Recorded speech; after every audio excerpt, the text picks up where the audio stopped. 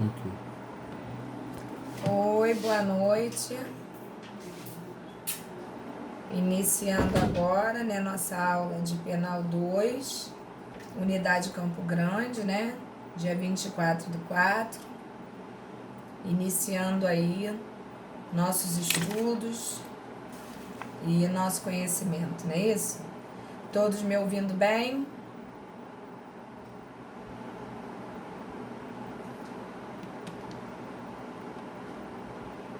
Ok.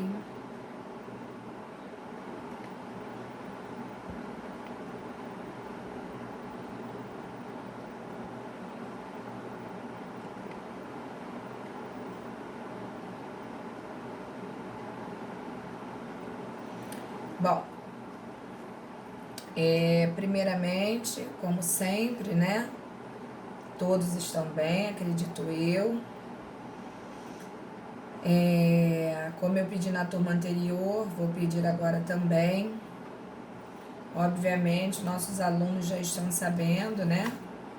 Que nós temos o nosso querido professor Márcio Bonfim numa situação de internação com coronavírus, né?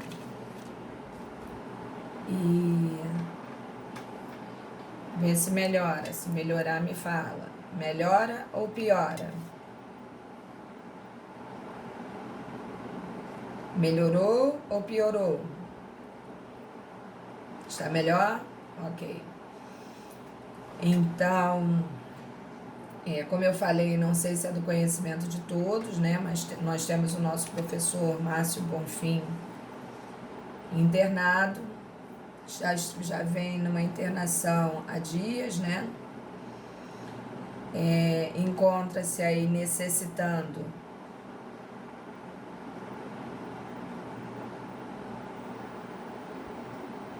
Pois é. Não, lamentavelmente é a mesma informação que nós temos também. E por isso eu peço a todos vocês, né, independente de crença, independente de conhecer ou não o nosso querido professor, e é muito querido mesmo, uma pessoa maravilhosa.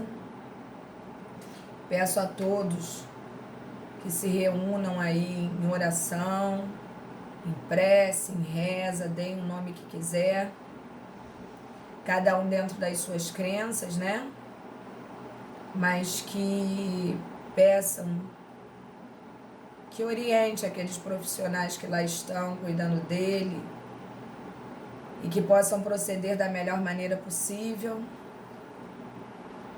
e que pedir a Deus, né, proteção tanto ao Márcio quanto aos próprios profissionais que lá estão atuando, que também precisam, né? E a todos nós que fiquemos resguardados de toda essa loucura, de toda essa coisa ruim, né, que está assolando aí o mundo, né, nem o nosso país, é o mundo, e que só a proteção divina mesmo poderá realmente nos ajudar, não é isso? Então eu peço a vocês que são parceiros, né, mesmo que indiretamente de trabalho nosso, e que se cuidem também, né? Porque quando a gente tem notícias de pessoas distantes da gente, às vezes a gente não tem a noção real, né? De que isso pode acontecer, não só com a gente, mas com qualquer um do nosso convívio. E quando a gente vê isso acontecendo com uma pessoa muito próxima, é que dá aquela sacudida na gente, né? E que a gente chega à conclusão lamentável de que nós não somos nada diante da vontade divina, não é isso? Então a gente fica realmente entregue à proteção divina. Então eu peço a vocês que, se for possível, que façam uma oração aí, pedindo a pronta recuperação do nosso amigo, né? No mais, meu muito obrigado e desculpa, né, por esse tipo de questionamento aí com vocês. No mais, nós estamos ainda na nossa primeira apostila, não é isso? Que é uma apostila muito extensa, né? Se não me falha a memória, nós paramos no slide 52, 51, Juan? Tá, 51, beleza. Nosso slide 51.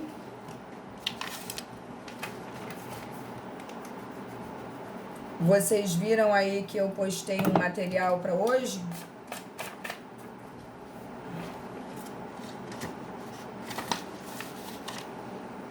Chegaram a observar a postagem desse material, um questionáriozinho? Isso, perfeito, um questionário. Isso aí, Thiago. Eu postei um questionário para vocês. O que eu vou fazer? Nossa apostila, a gente vai acabá-la hoje com certeza. Posteriormente, eu vou dar a vocês o tempo para esse questionáriozinho aí, que tá um questionáriozinho bem tranquilo, bem legal.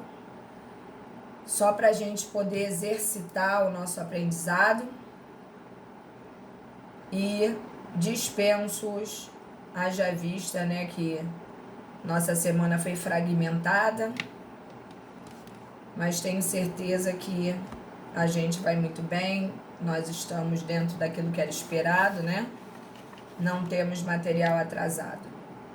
Então, vamos dar continuidade e vamos seguir na nossa caminhada aí.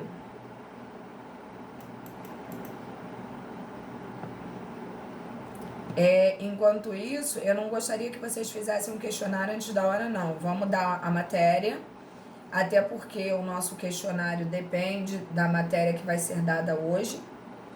Então, eu não gostaria que neste momento alguém tivesse se valendo, né, de responder o material agora. Eu vou dar o tempo para vocês, igual eu fiz na aula passada, e depois a gente efetua a correção. Fora isso, sei que alguns alunos já até me enviaram o nosso trabalho, mas gostaria de saber, antes de começar, se existe alguém com dificuldade ainda em relação à entrega de trabalho, a como fazer o trabalho, se existe alguma dúvida ainda. Tiveram colegas que perguntaram, em grupo ou individual? É claro, gente, que é individual. Nós estamos de quarentena, né? Então fica complicado a gente lançar mão de um trabalho em grupo. Então, fiquem tranquilos, é um trabalho individual, entendeu? E um trabalho muito tranquilo de ser feito. Então, qualquer dúvida que vocês tenham no decorrer da aula, é só vocês colocarem, tá? Vamos lá. Então, nós paramos aí em desistência voluntária. Vocês me desculpem, eu hoje realmente, parece até uma coisa, né? Parece que toda semana tem um troço diferente, mas hoje essa notícia aí me caiu assim como uma bomba.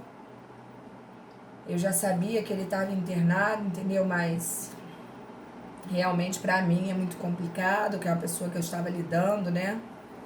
Então eu peço desculpas a vocês aí, hoje minha moral tá meio baixa, entendeu? Mas vamos lá. Vamos lá, conceito de crime, o melhor tema. Tá certo, Juan, você sempre top. Vamos lá. Não, Juan, Caio, tranquilo, vamos lá. A gente tem que entender, né, que a vida segue, né, um ciclo, né, e a gente tem que dar sequência a isso. Mas eu confio ainda que vai haver uma reversão desse estado dele e que ele voltará para atuar com a gente, que ele voltará para dar aula a vocês e vocês vão ver, para quem não conhece, vocês vão ver que é realmente fantástico, uma pessoa muito bacana de verdade, entendeu? Vamos lá. Desistência voluntária aí, gente. Artigo 15 do CP, todos com materialzinho na mão. Verdade, Cláudia. Todos com materialzinho na mão. Vamos dar sequência aí pra gente, né? Pra ver se a gente acaba essa apostilinha. Bom, o agente, a meio da execução, interrompe voluntariamente o intercrimes. Bom, nós sabemos que o intercrime é composto da cogitação, né? Que é aquela fase em que não existe uma relevância penal, porque é uma fase de subjetividade, é uma fase que é uma fase interna, né, à pessoa do agente. Portanto, por este motivo, não existe relevância jurídico-penal, uma vez que ainda estamos no campo das ideias. Posteriormente, vamos passar para os atos executórios, né? Que, em tese, apesar de já ser uma fase externa, apesar de já ser uma exteriorização da cogitação, também não existe uma relevância jurídico-penal, uma vez que atos preparatórios não necessariamente levam ao entendimento de que eu vá praticar realmente atos de execução. No entanto, existem exceções, né, que são encaradas tanto pela doutrina quanto pela jurisprudência, como já dentro daquilo que pode ser enquadrado como fato tipificado no nosso código, como é o caso dos petrechos em relação à falsificação de moeda, né? E como é o caso hoje da quadrilha ou bando, que hoje se reconhece por associação criminosa, o fato simples e puramente deles estarem reunidos já se considera a prática delituosa. Então, são duas situações, né, que são encaradas como exceções, e somente quando se trata de casos assim, que são considerados exceções, tem relevância jurídico-penal a fase preparatória. Então, dando continuidade ao nosso intercrimes, né, vem a fase de execução, a fase de consumação e a fase do exaurimento, que é um plus, né, que a gente fala que é um plus quando se trata de intercrimes. Então, quando a gente fala de desistência voluntária, a gente está falando daquela desistência que o agente pratica, tá? É uma desistência efetuada pelo próprio, que ela não precisa efetivamente ter sido praticada mentalmente pela pessoa. Ela pode, inclusive, ter sido, como é que eu vou dizer para vocês? Alguém pode propor que você efetivamente não pratique, né, o ato em si. Deve haver voluntariedade. A verdade é essa. Mas eu posso ter sido estimulado, né, por outra pessoa. Vamos entender aqui, ó.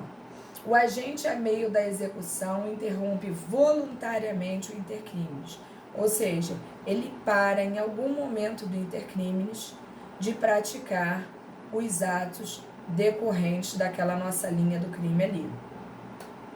Neste caso, o agente ainda não exauriu a potencialidade lesiva à sua disposição. Ou seja, ele não utilizou de todos os meios e recursos que ele possuía para finalizar, né, aquilo que seria o ato delituoso. Não havendo consumação, ele responderá apenas pelos atos já praticados. Percebam aí que eu coloquei em negrito essa parte para vocês. Na verdade, estamos diante de uma tentativa que mereceu do legislador um especial tratamento, constituindo-se numa ponte de ouro, que é assim que se refere à doutrina quando a gente está diante do assunto sobre a desistência voluntária. A gente fala que existe uma ponte de ouro entre a parada da conduta, né, da perpetração do intercrimes, quando o agente voluntariamente faz com que isso se estanque. Continuando aí, para que o agente retroceda. A diferença é que na desistência voluntária, o agente para porque quer parar. Olha bem, também em negrito esta parte aí para vocês. Ele para porque quer parar. Nós vamos ver isso já já, Juan. Essa sede de conhecimento.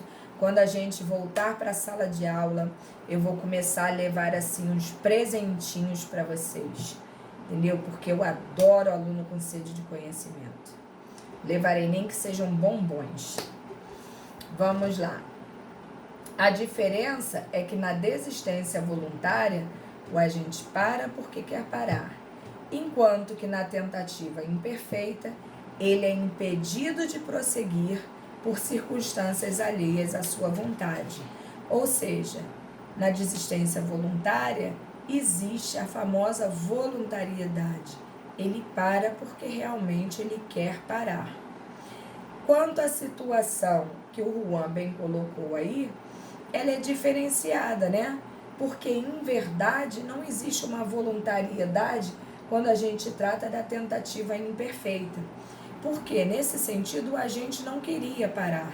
Ele é impedido por circunstâncias alheias à vontade própria, tá? Não é necessário que o agente desista espontaneamente, como eu falei para vocês, né?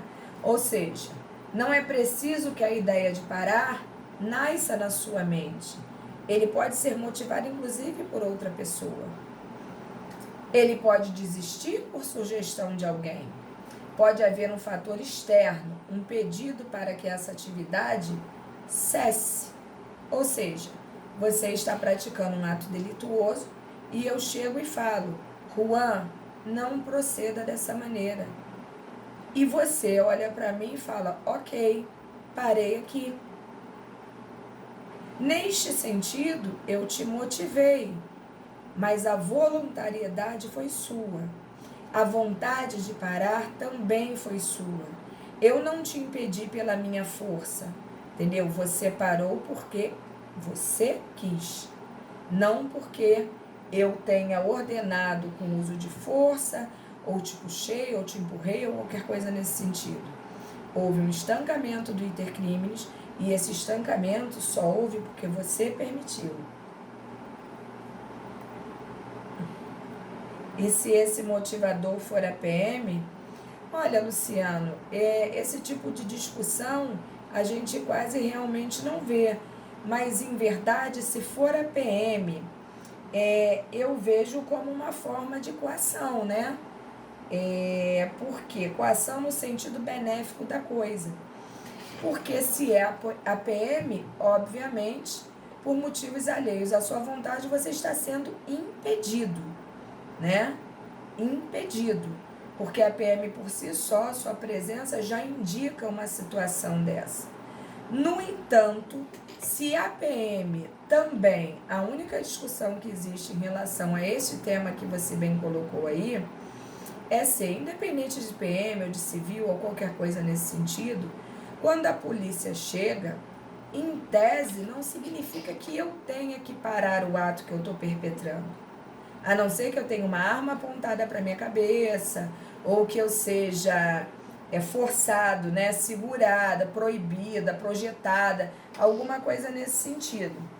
Mas se o cara também que trabalha na PM chega para mim e fala, pô, para com isso aí, não faça isso, né? Mas sem nenhum tipo de coação de força ou moral, vamos dizer assim, pode ser entendido também, tá? Como por parte da doutrina, se chamar também no sentido da desistência voluntária, uma vez que a PM, a polícia, né?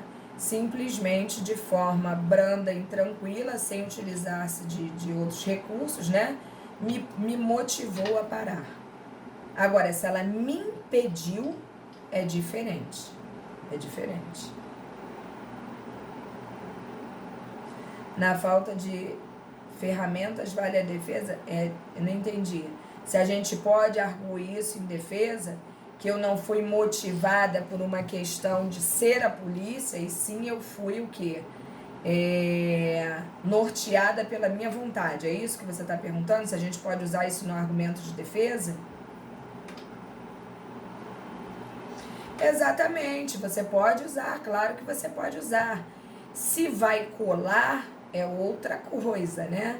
Se vai colar é outra coisa, porque obviamente já existem decisões reiteradas contra esse assunto, né?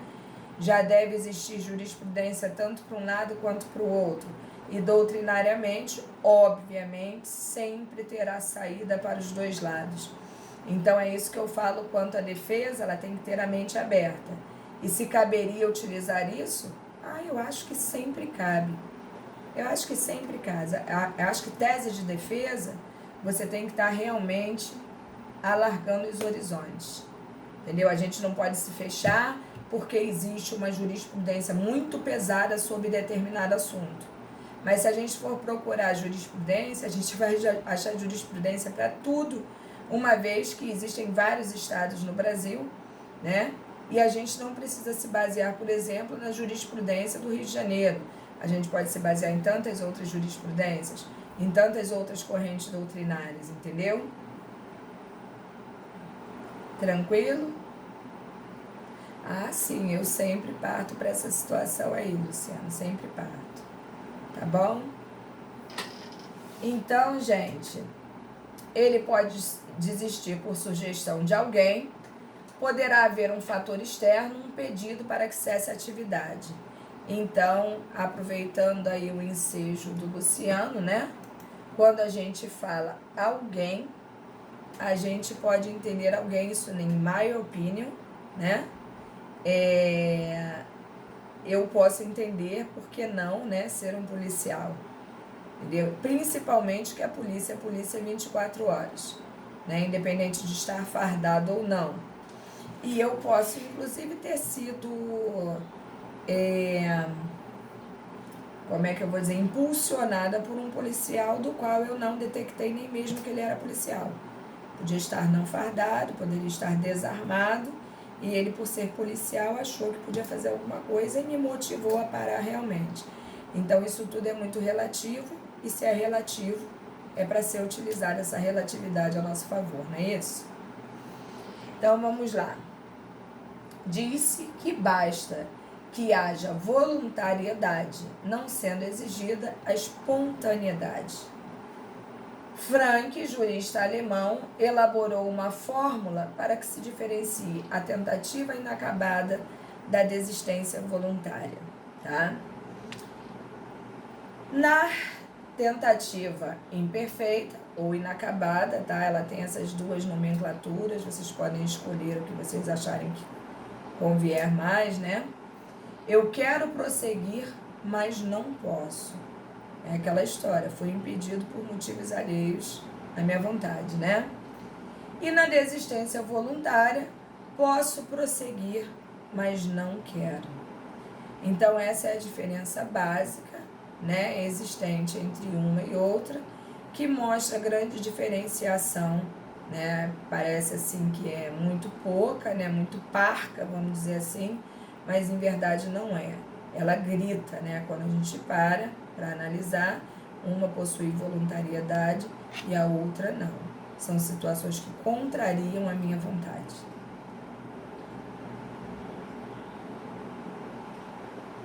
Tranquilo isso aí? Deu para todo mundo entender, gente?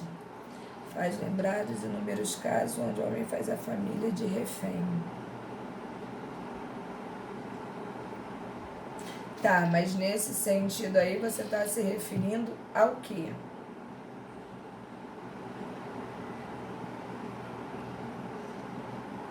Pode ter as duas saídas, sempre, Luciano, sempre.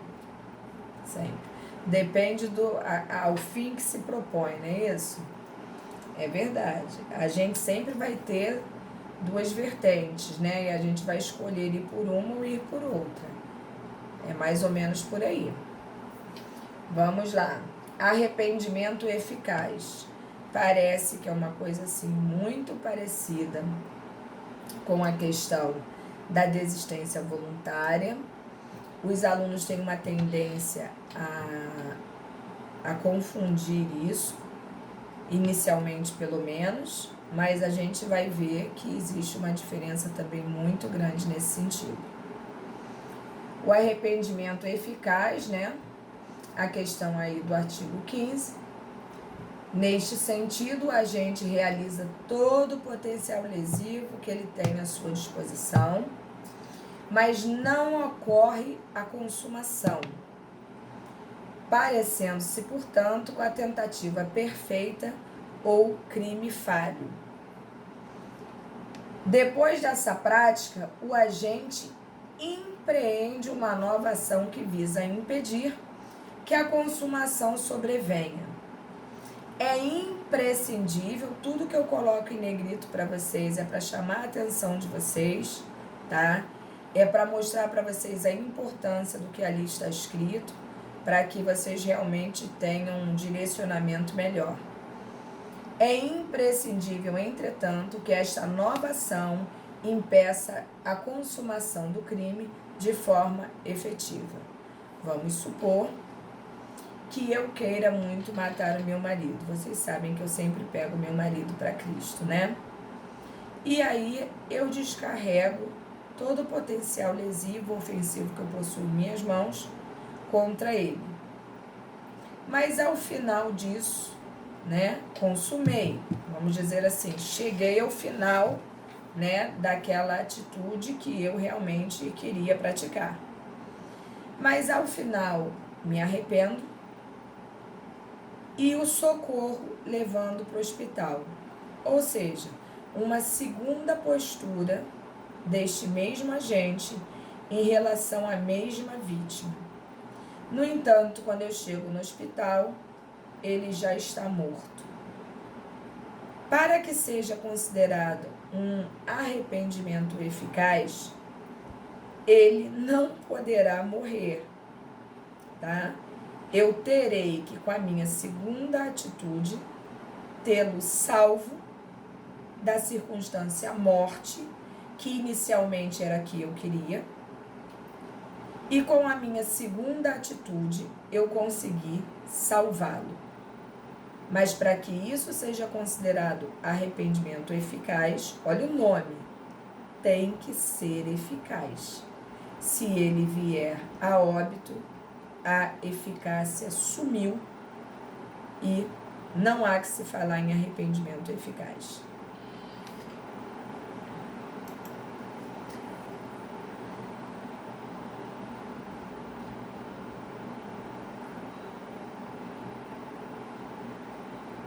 Ele não pode falecer, de forma alguma. Se ele vier a falecer, é homicídio, ponto final. Né? Inclusive, depois a promotoria ainda vai alegar que, além de matar, eu ainda quis planejar, né, um suposto arrependimento eficaz para melhorar minha condição. Entendeu? Vamos lá. Se a despeito da nova ação do agente o crime venha a se consumar, o arrependimento terá sido ineficaz, como nós falamos aqui, né? Não proporcionando a aplicação da regra do artigo 15. O agente responderá pelo crime consumado, com certeza. Se morreu e eu queria matar, eu consegui meu intento, porque eu desprendi tudo aquilo que eu podia, né? Dentro do intercrimes e fui perfeita, vamos dizer assim, né? Também não exige a espontaneidade, bastando apenas a voluntariedade. Ou seja, eu queria matar, eu usei todo o meu potencial lesivo, mas depois que eu vi que ele estava caído no chão, minha irmã chega e fala: Paula, socorra, leve para o hospital, tente salvá-lo. Aí eu olho para ele e falo: caramba, é mesmo, né? Por que eu fiz isso? E aí, eu pego, o levo para o hospital por uma indicação da minha irmã. Então, neste sentido ali, basta que eu tenha espontaneidade, né? E que eu não tenha sido obrigada por uma pessoa, né?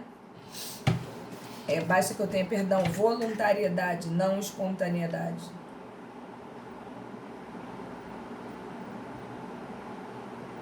Ai, o que é isso, gente? Eu devo estar ficando doida, porque eu não estou entendendo o que você quer dizer, Juan. Bahia.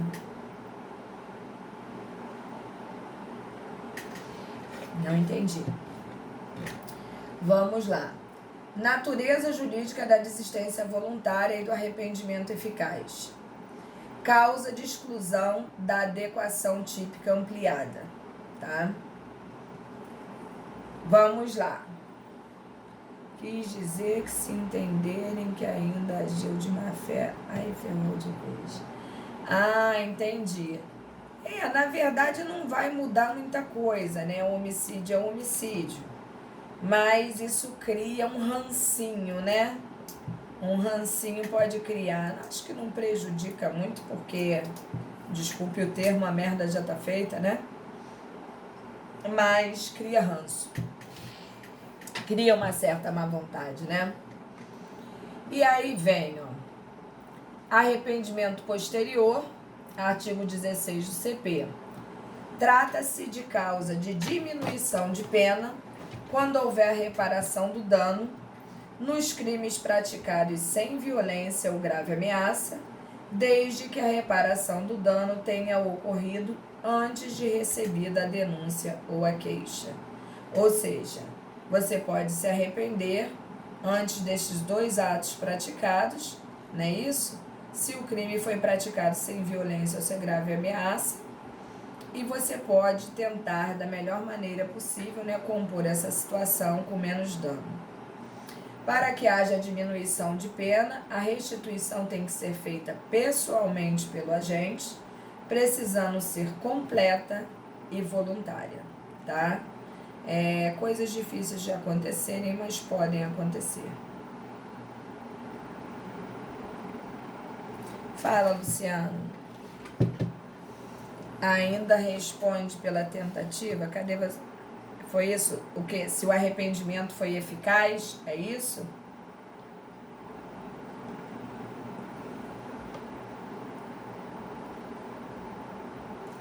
Tá, olha só. Na minha concepção, você responde sim pela tentativa, tá? Mas existem situações de discussões quanto a isso. Por quê? Porque vamos supor que eu queira matar. Eu não matei, obviamente, porque eu pratiquei um segundo ato e tentei te salvar e consegui arrependimento eficaz, né? Então, as pessoas entendem que você vai responder até o ato praticado, não é isso? Se houver entendimento, por exemplo, de que eu não queria matar, eu só queria lesionar, como é que fica isso daí? Você vai responder na integralidade, porque na verdade você lesionou. Entendeu? Então a situação pré-ter dolo? Não. Pré-ter dolo não, né? Porque pré-ter dolo eu tenho o dolo no antecedente e culpa no consequente. Neste sentido aí não. Porque na verdade eu só tive dolo. Porque a segunda atitude não pode ser encarada nem como uma situação de culpa nem de dolo. Eu estou querendo socorrer, entendeu? O pré-ter dolo seria o dolo no antecedente e culpa no consequente. Não se enquadra aí não, pelo menos no meu entendimento não. Tranquilo ou não?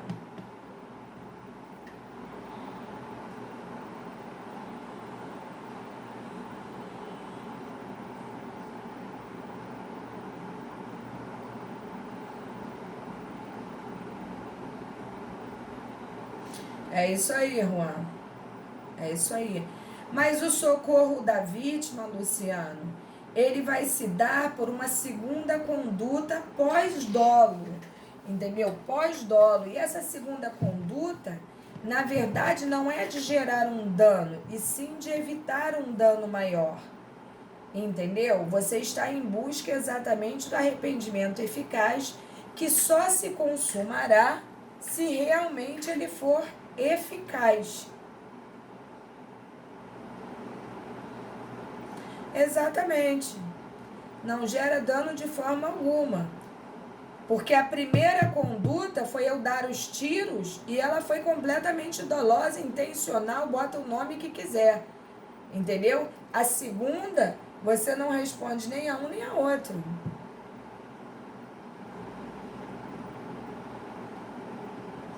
Exatamente. Exatamente. Tranquilo aí, galera? Tá dando pra segurar aí? Valeu. Bom, então olha aí, ó. Trata-se de. Ah, já falamos isso aí, né? Gente, eu não sei onde eu tô. Cadê eu? Peraí.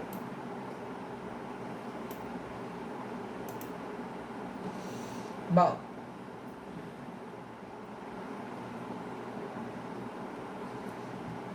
Ai, ó, Juan, ó, você hoje tá demais. Eu não entendo essa linguagem, não, gente. Gente, olha a minha idade, olha de vocês. Eu não sei o que é isso.